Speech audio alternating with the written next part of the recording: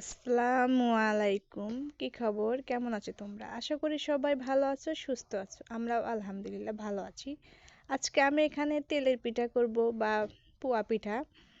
এটা একদম নরম তুলতুলে এবং ফুলকো ফুলকো করে করব। এর জন্য আমি এখানে চিনি আর গুড় দুটাই ব্যবহার করতেছি কালারের জন্য।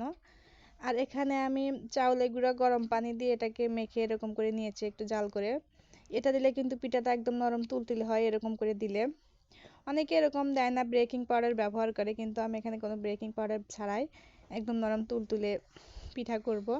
আর এখানে আমি কালো জিরা দিয়েছি, কারণ কালো জিরাটা আমার অনেক পছন্দ। এটা দাঁতের নিচে পড়লে কিন্তু খেতে ভালো লাগে, এর জন্য কালো জিরাটা ব্যবহার করেছি। আর এটাকে যে আমি মেখে নিয়েছি, এটাই কিন্তু ভালো করে মাখতে হবে। যত মাখা হবে ততই কিন্তু পিঠাটা ফুলে উঠবে।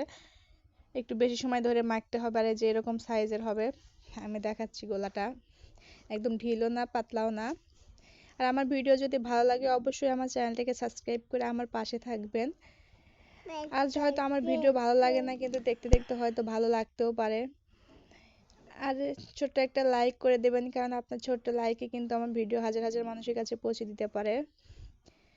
আর এই যে আমি এখানে কড়াইতে তেল দিয়ে তেলটা গরম করে এর ভিতরে আমি পিঠাটা দিয়ে দিছি। আর আমার পিঠাটা কিন্তু একদম ফুলে ওঠে অনেক সুন্দর।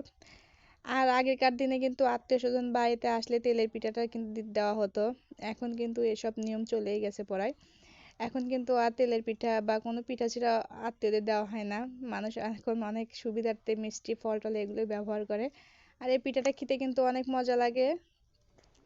আর এই যে আমার পিঠাটা কিন্তু একদম ফুলে উঠেছে, আর গুড়ের কারণে কিন্তু লাল কালার হয়েছে, এটা কিন্তু পুড়ে যায়নি। এই যে আমি আবার আর একটা পিঠা দিয়ে নিলাম। আর আমি কিন্তু আগে কখনো এরকম পিঠা করিনি, তারপরেও পিঠাটা মাশাআল্লাহ অনেক সুন্দর হচ্ছে। আর শীতের মাঝে, শীতের মধ্যে কিন্তু পিঠাটা খেতে অনেক মজা লাগে।